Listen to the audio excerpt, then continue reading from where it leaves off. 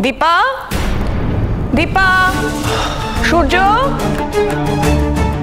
মা মা মা এসেছেন? সূর্য,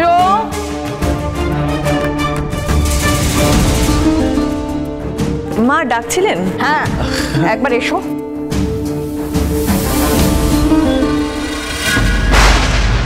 দীপা, মা।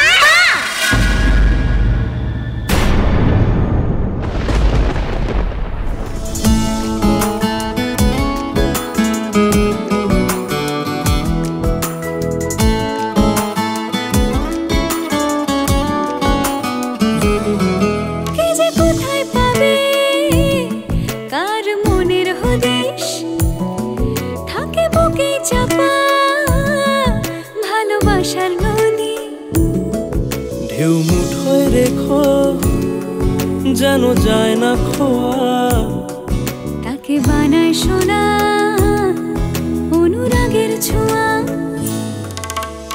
অনুরাগের ছোঁয়া, অনুরাগের ছোঁয়া।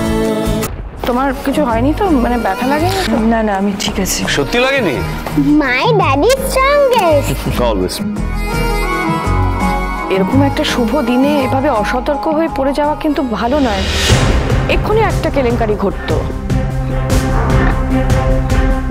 মা আমি তো বলছি আমি ঠিক আছি, আপনি। আচ্ছা, জানি জানি তুমি কি বলবে। আমি শুধু শুধু চিন্তা করছি, তাই তো? তোমাদের একটু কেয়ারফুল থাকতে হবে। আর এই কথাটা আমি একা দীপাকে বলছি না, তোমাদের সকলকেই বলছি। তোমরা তো আর ছোট নও, আমরা বড়রাই আর কদিন। তোমাদেরকে তো সবকিছু আগেই রাখতে হবে, দেখতে হবে। সত্যি বড় মামা, তোমার এই হুড়োতাড়া করে নামার কোনো দরকার ছিল না। একটু হলে তো পড়ে যেতে। ভাগ্যে সূর্য ছিল, আর আমরা তো সবাই এখানেই আছি, আর কেউ কেউ হারিয়েও যাবে না। আসলে মা আমাকে ডাকলেন বলে। হ্যাঁ হ্যাঁ ডেকেছে, কিন্তু তাই বলে এভাবে আসতে বলিনি। জানি সারা রাত তোমাদের ঘুম হয়নি, আর আমার এই ডাকাডাকিতে তোমাদের রেস্টও হলো না। তবুও একটা ইম্পর্টেন্ট কথা বলার জন্যই তোমাদেরকে ডাকা। কি কথা মা, বলো। আজ রাখি পূর্ণিমা, খুব শুভ দিন। তাই ঠিক করেছি আমরা সকলে মিলে মন্দিরে পুজো দিতে যাব।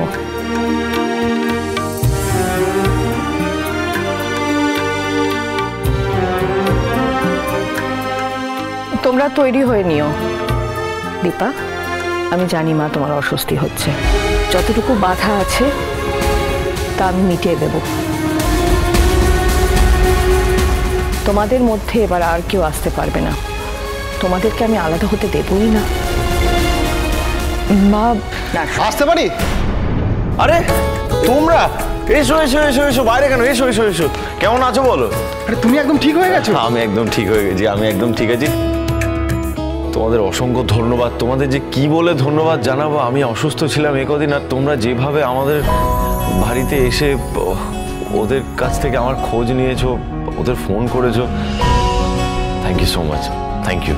এইভাবে বলো না সূর্যদা, আমাদের সবকিছুই তো তোমার থেকে শেখা। তুমি তো শিখেছো বিপদের সময় কিভাবে সবার পাশে থাকতে হয়।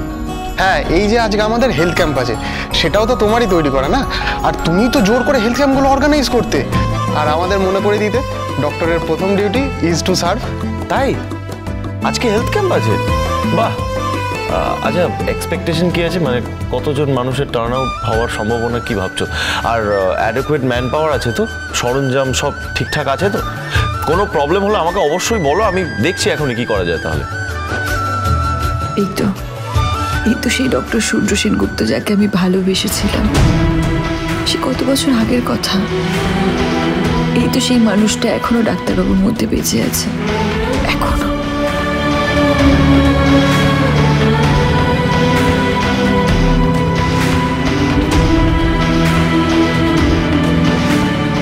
তুমি আসবে তো সূর্যদা?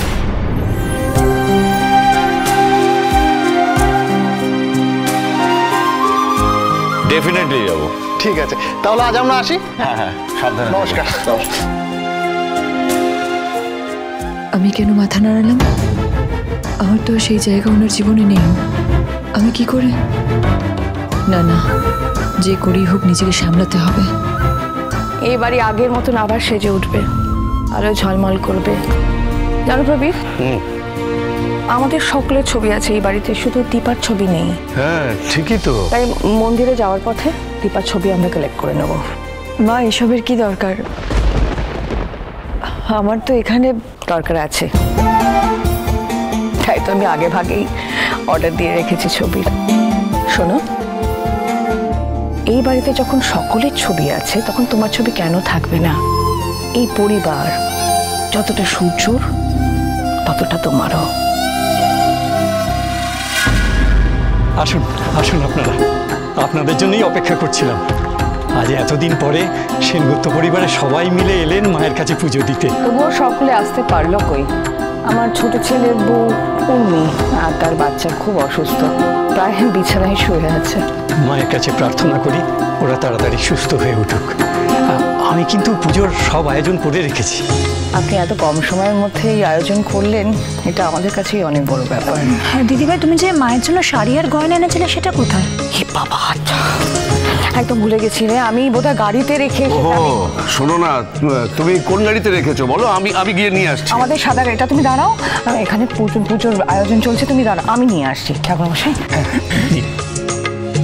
যাবো আর আসবো। আচ্ছা ঠাকুরমশাই, আজ কিন্তু পুজোতে আমাদের বাড়ির সকল ছোটরা বসবে। মানে সোনা, রূপা, বীর শুধু এরাই পুজো দেবে? না না ভিক্টর, ছোটরা বলতে আমাদের কথাও বলা হচ্ছে। তুই ছোট আর তোর ছেলে? হ্যাঁ আমরা তো ছোটই, দীপ তো আরো ছোট। যাই হোক তিস্তা, ভিক্টর, তোরা কিন্তু ঠাকুরকে ফুল জল দিবি, প্রদীপ জ্বালাবি। হ্যাঁ, এমন একটা সময় উর্মি আর দীপটার শরীরটা খারাপ করলো, দুজনকে না খুব মিস করছি। সূর্য, দীপা, তোমরা কিন্তু এখন বাড়ির বড়, তোমরা দুজনে একসাথে পুজোতে বসবে।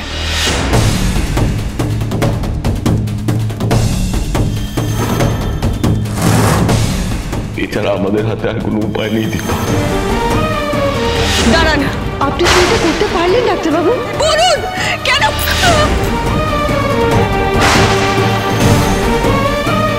এসো। না,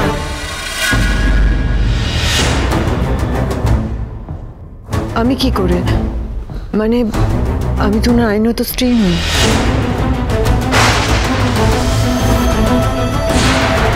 আমার দূরে থাকাই ভালো।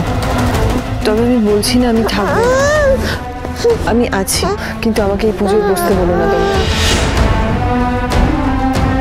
আমি একটা কথা বলি দীপা মা, এই মন্দিরে তোদের বিয়ে হয়েছে, সেটা কিন্তু 7 জন্মের বন্ধন।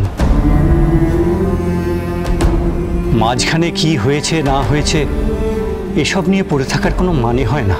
মানুষের সুমতি আর কুমতি কখন যে কাকে দিয়ে কি করিয়ে নেয়।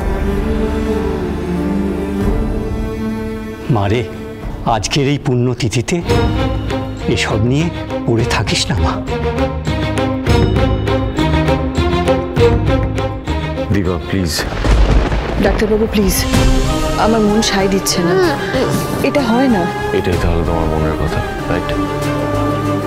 আর তুমি এটাও চাও আমি একাই বসে পুজোতে, একাই প্রদীপটা জ্বালিয়ে দিই?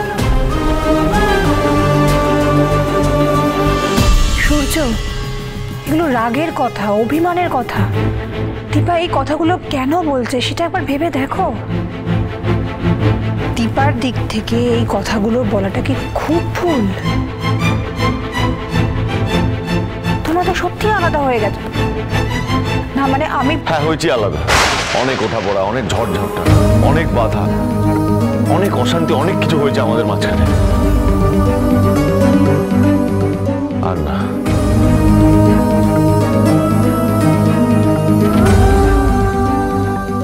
সূর্য কি করছিস কি? সূর্য, ডাক্তারবাবু, আজকে মন্দিরে মায়ের সামনে আগুন ছুঁয়ে আমি প্রতিজ্ঞা করছি, দীপা আর আমার মাঝখানে আর কখনো কিচ্ছু আসতে দেবো না আমি। যদি বসি পুজো, দীপার সাথেই বসবো, না হলে বসবো না।